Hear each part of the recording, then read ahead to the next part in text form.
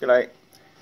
I just thought I'd do a bit of a mystery rant since I haven't sat and done one of them for a little while and got a little bit of time to kill in between washing loads. Friggin' hair. I think at my age I'd be on bald by now, but nah. I might even draw some diagrams while I'm sitting here yakking to you today. Might even open up. That seems to help the sound a bit. Sorry if that. I always come prepared. That's my specialty in this video making era. I'm going to draw a more detailed diagram I think soon, but you can even watch me draw it. No you can't, because you keep falling over, you nitwit. Get your shit together before you start filming next time. Fuck it. Actually, what I was been... I love my director's chair. I've been reading a bit of shit just recently. It's a big contentious issue in the world, and I'd just like to put some thoughts out there, because as someone who tries to be as vegan as possible, I understand why most people who do decide to become vegan and why those who don't. And it's mostly ignorance. Don't get me wrong, I'm not saying you're ignorant just because you eat meat, but I am saying that you haven't given a lot of consideration to the equation. And it doesn't make you a bad person just because you decide that you get pleasure out of disposing of murdered animals with your digestive system. That's completely your personal choice, and if you get pleasure out of it and enjoy it, good for you. You know, we're not here to judge one another or to all be perfect saints or anything. And one thing you will notice about most of the people who have been considered saints over the millennia, ones who reach enlightenment, they have one thing in common, and that is they believe in the rights of everyone, everything to exist to the best of its ability. Then you get these other people that argue, oh yeah, but eating vegetables and fruits is murder. Well, that's that's a non-argument. You know, you use it to justify killing sentient beings that have fear in their eyes, that scream in pain when you're killing them and bleeding them to death. You know, there's a huge difference between eating plants. Now, again, I'm not a biblical person. You know, I grew up with a lot of teachings from the Bible. I went to Catholic schools and all the rest, so I know a fair bit about what's in it. But I don't use it to rule my life or to get my morals from that. I get my morals from what's in my stomach, my gut, and my heart, and my mind, what I know is right and what is wrong. Now, I can easily walk up to a fruit tree and pick a fruit, and nobody screams, nobody runs, no blood is spilt.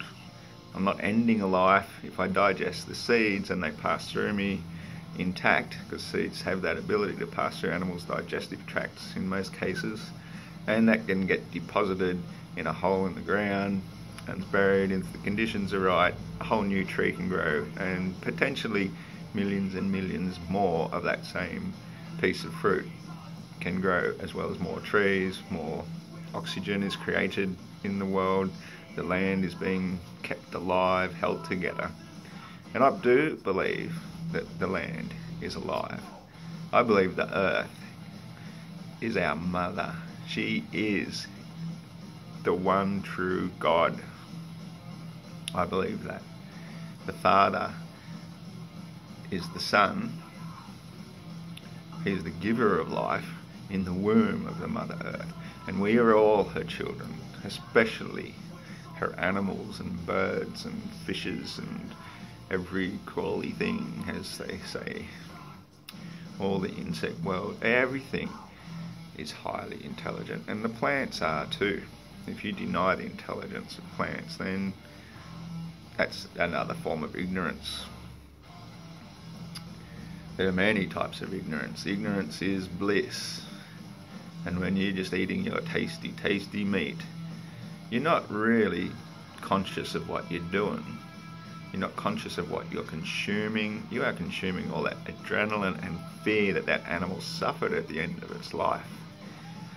Now, if you want to do that, by all means, I'm not here to stop you or to judge you or to tell you what to do. Just go ahead and poison yourself slowly, stuff up your system.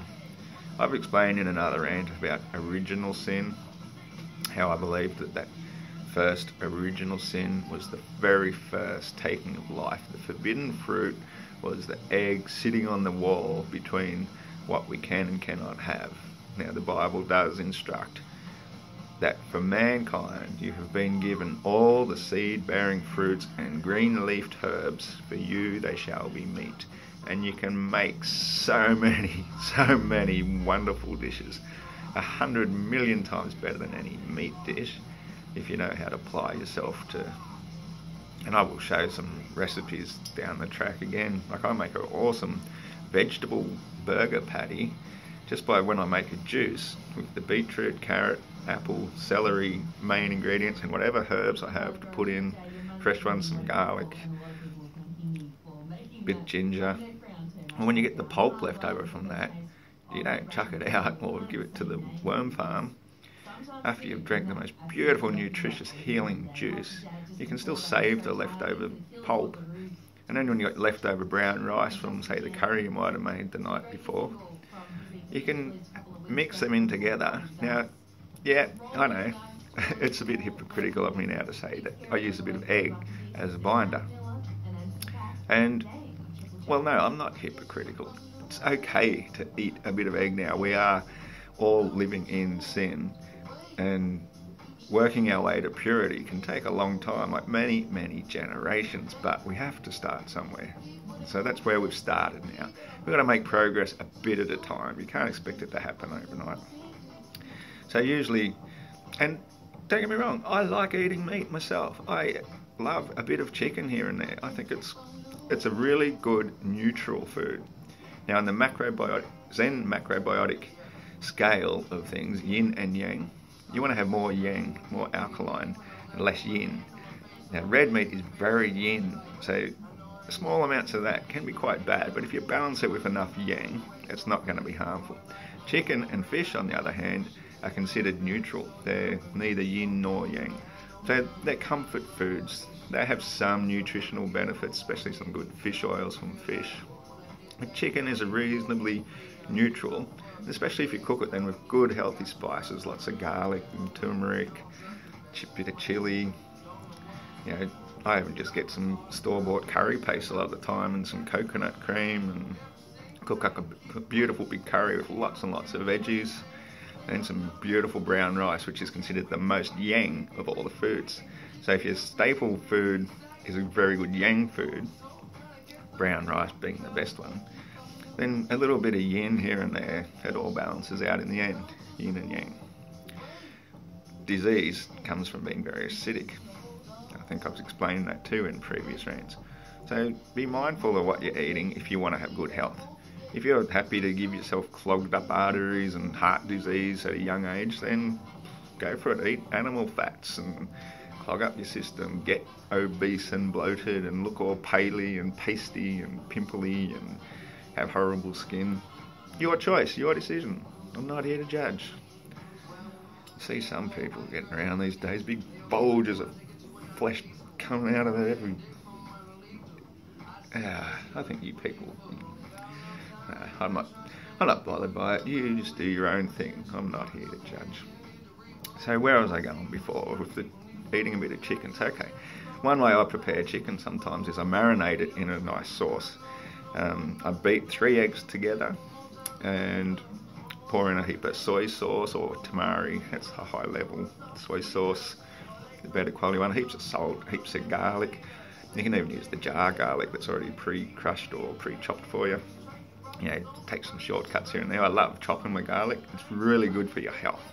Chopping garlic and turmeric and ginger and these things on your chopping board yourself, because as you're doing it, you're breathing in these wonderful healing fumes. You're getting it all on your fingers and hands, and so it's very healthy, good for your vitality and everything. So it's good to prepare stuff, but sometimes, you take your shortcuts. We're not here to be master chefs every day of the year. So yeah, make this marinade however you like. Ad lib, put some satay sauce in, put some peanut butter, whatever flavours take your fancy really. I usually use a whole combo of nearly every sauce I've got. A little bit of fish sauce, I don't like too much of that. A little bit of balsamic vinegar even helps for the flavours to infuse into the chicken a bit better. I marinate that for a few hours usually.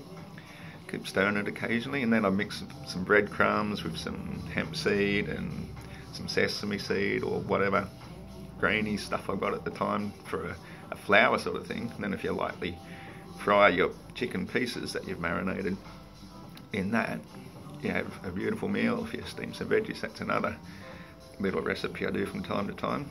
One my son really likes. When I first experimented with that one, he just said, "Oh, this is great, we should do this more often." But I haven't done it for ages since he's not around, and I don't eat that much meat when I'm on my own. But when I've got then the leftover marinade, because it's already got the eggs mixed into it, that's excellent to put into the veggie patty mix as well. So you don't have to marinate chicken in it first, you just make up your own mix with a few eggs and whatever sauce and flavours you like. Mix that in with the pulp and the leftover rice, and you make patties and cook them on a hot plate like you would your beef mince patties or whatever, and they look almost identical to a red meat hamburger beef patty, and they taste awesome, so nutritional, full of good stuff, and there's no dead animals in it, especially if you've already eaten the chicken from before and you've just got a bit of the egg you need the egg to bind it, or they sort of fall apart a bit. I'm sure that some smart people out there could find a good alternative to that. There's probably that agar or something they call it, that, what is it, a type of seaweed that forms a jelly. So there's probably even vegan sources of binder out there as well if you really look hard, do your research. But so what I'm saying is, if you like your meat, there are still many alternatives that are just as tasty, far better for you, and far better for the planet, far better for the cow. Like I love cows, man. I go out and talk to them quite regularly, even if it's not verbal talking.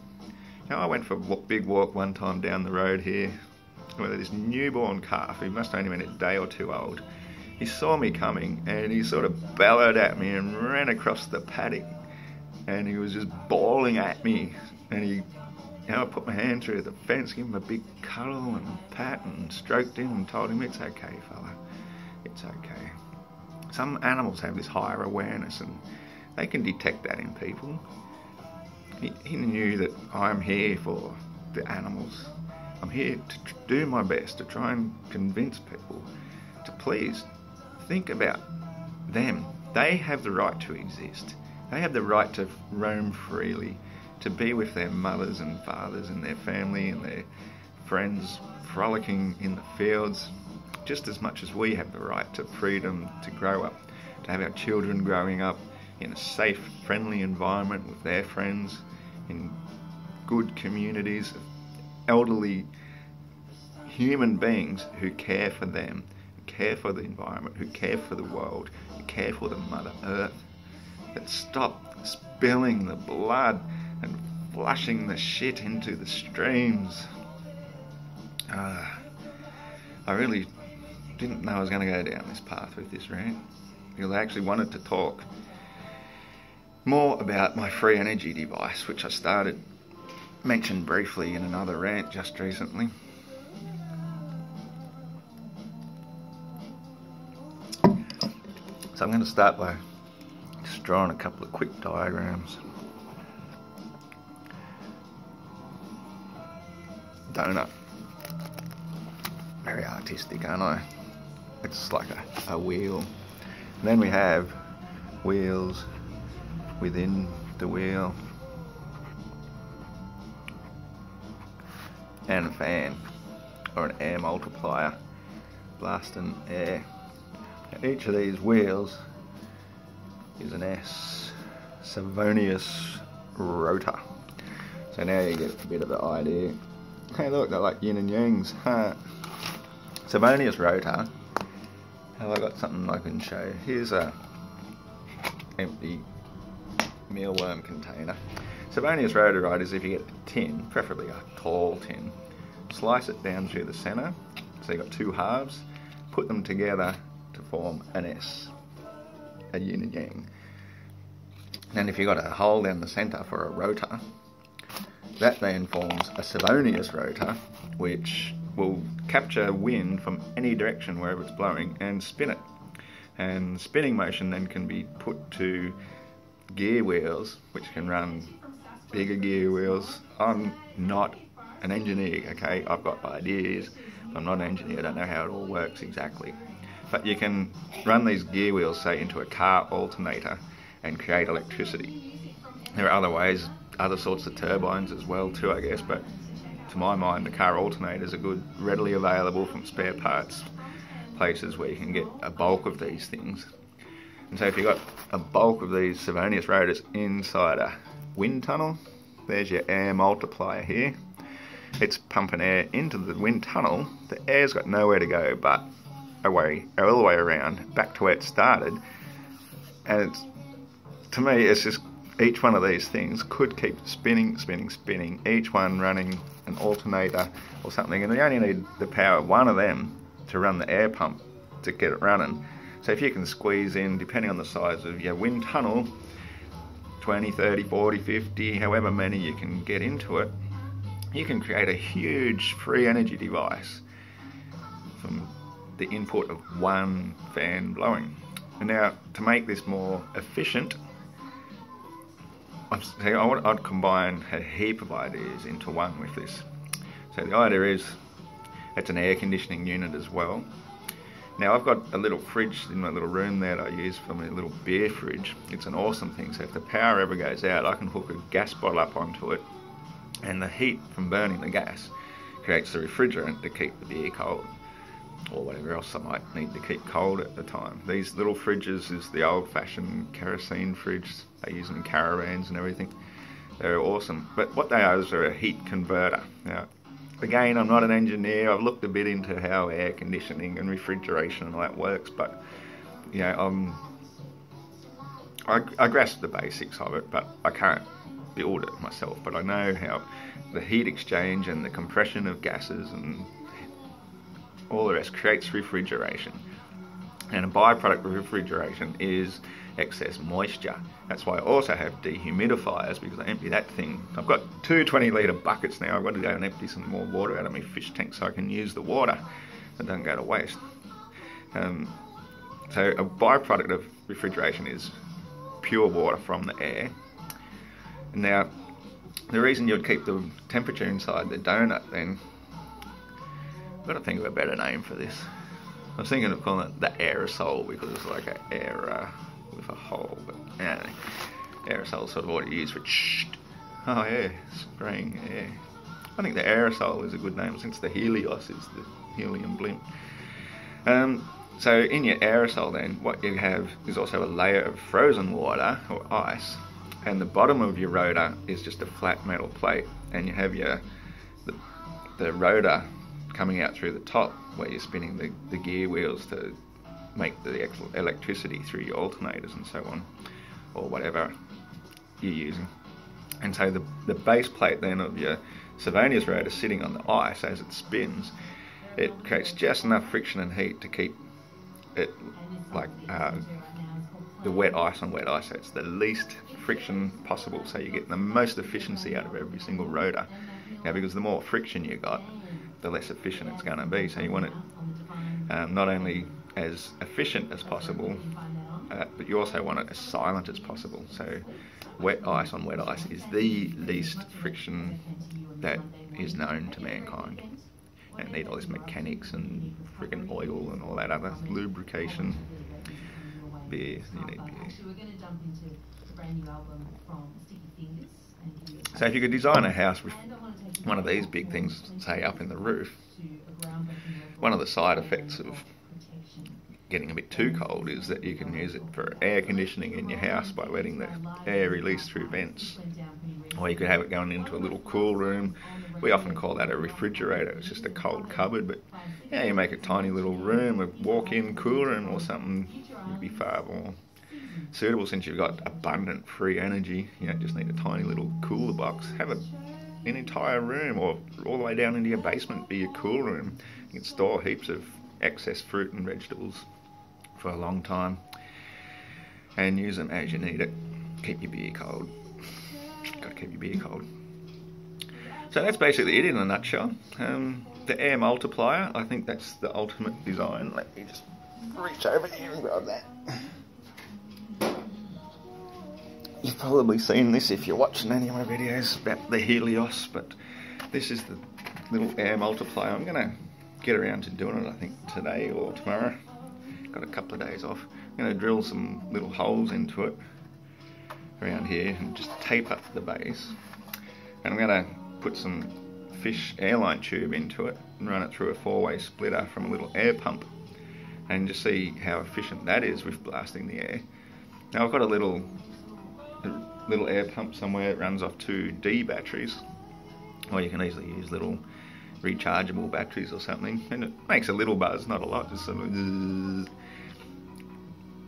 maybe not even that loud. You know what air pumps for fish tanks are like.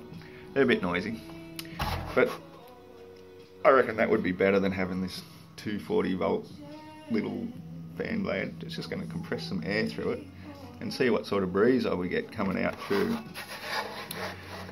Not sure if you can really see it, but this ring here is where the split comes from, pushes the air through, and that's why it's an air multiplier, because the natural flow of air pushing through wants to draw more air with it. It's just how air works, it flows. And so if it's in an enclosed donut coming all the way around, well, the air's already there to come back into it, so of course it's going to want to keep going, and you've got very little friction on your rotors through the thing. So I think that's the best design, and therefore the electricity you're actually creating from just one of these rotors would be more than enough to pump the air back into it to keep the other 50 rotors going. So get some free energy into you. Stop eating meat because it clogs up your brain, your arteries, stops you from thinking clearly and coming up with some ideas. I mean, this is an idea I've been thinking of for a long time. And sure, yeah, I could patent it and make my own and try and become a multi-millionaire. I think we should all be multi-millionaires. That's why I'm giving this idea to all of humanity free of charge. Only thing I ask is, if you do make a profit out of it, consider giving 5 or 10% of your profits to me so I can distribute them freely to the right channels, the right charities that I'm supporting. And you know, I do need to pay my rent as well from time to time, every week. I would actually like to buy this property I've had my eye on for some time, but I need like $1 million to get there. Maybe that's why I should patent this idea. Copyright C, don't you dare steal it. Just go out and make it. Make as many as you can and show others how to make it. Show me how to make it. Show me how I can use the heat of the roof to convert that into the refrigeration. All this heat just coming down and going to waste, and we've got to use electricity to keep our fridge cold. This is just crazy. Heat exchange. There should be a million ways of using heat exchange to extract water out of the air without having to use electricity, or if we do use electricity, at least use the electricity we make free of charge from the aerosol.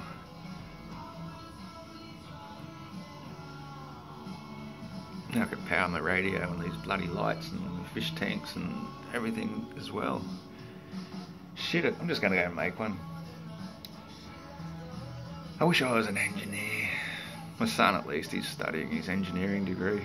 Hopefully he'll see this and they'll introduce it as a topic in class, I don't know. Get onto it, kids, come on. This is meant to be the age of Aquarius. The water bearer is here. Horsepower. That was actually the name of my company, Equus Enterprises, which means water horse.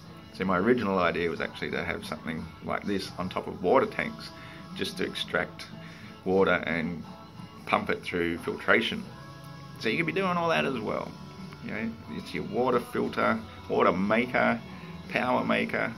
You could put it in the middle of nowhere and be completely off grid. Like and share.